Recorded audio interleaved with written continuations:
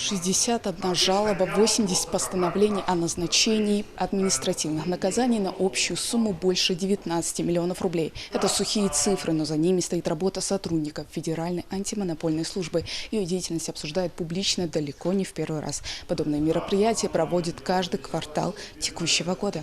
И этот квартал не стал исключением. На мероприятии в первую очередь обсудили, какая работа была проведена антимонопольной службой за последние 3 месяца. В рамках осуществления контроля в сфере закупок Ингушского ФАС России с 1 июля по текущий момент поступило к нам 61 жалоб участников закупки, из которых 13 разрешены в связи с несоответствием требований федерального закона, 5 жалоб отозваны заявителями, по существу было рассмотрено на заседаниях комиссии 43 жалоб. Из рассмотренных по существу жалоб 3 жалобы поданы на действия федеральных заказчиков и их комиссии, 7 на действия муниципальных заказчиков и 33 жалобы на действия заказчиков Республики Ингушетия. То есть получается у нас подавляющее большинство это вот республиканские закупки. Основной целью проведения публичного совещания УФАС является информирование предпринимателей и органов государственной власти о том, чтобы они соблюдали обязательные требования антимонопольного законодательства. В свою очередь присутствующие задавали интересующие их вопросы, так что семинар напоминал больше беседу. Основные нарушения – это на стороне заказчиков.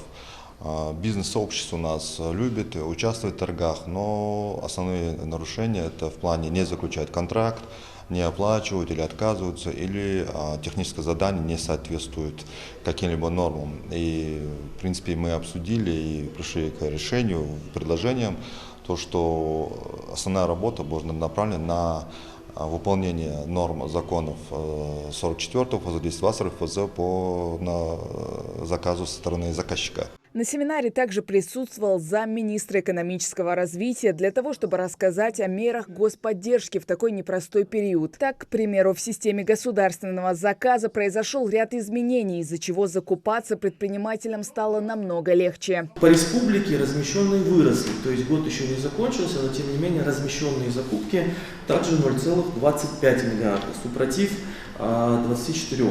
0,24.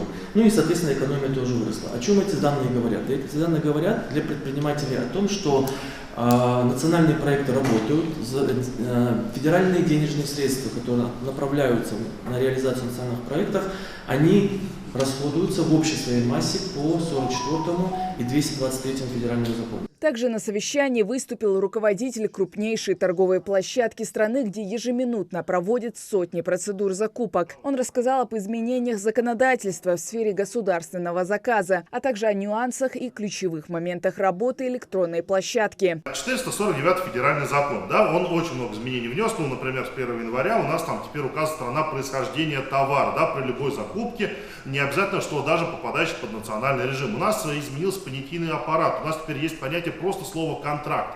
Раньше у нас был государственный муниципальный контракт, и были некие учреждения, которые закупались по 15 статье, да, отдельные виды там, юридических лиц, которым выдавали деньги из бюджета на капитальное вложение. Но они, по сути, заключали договор.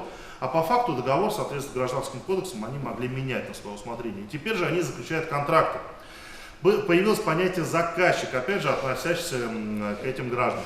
Подобные мероприятия важны, так как если проблема поднята, значит здесь беспокоиться за свою экономику. Для региона важна чистая конкуренция, ведь в первую очередь она напрямую влияет на бюджет и развитие экономики в целом. Хава Газикова, Майербек Миржоев, Новости 24.